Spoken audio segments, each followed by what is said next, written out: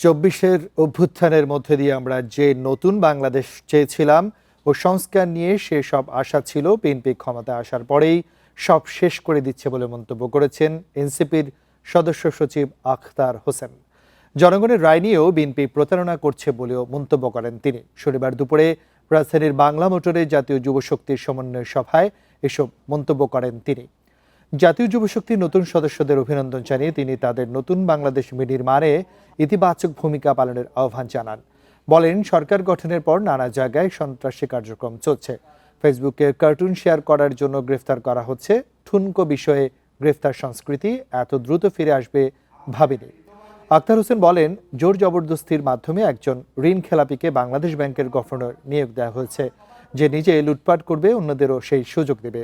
অনিয়ম ও দুর্নীতির বিরুদ্ধে জাতীয় যুবশক্তিকে রুখে দাঁড়ানোর আহ্বান জানিয়ে তিনি বলেন, আওয়ামী লীগের সাথে আঁতাত করে সরকারকে ফ্যাসিবাদ পুনর্বাসনের সুযোগ দিবে না এনসিপি।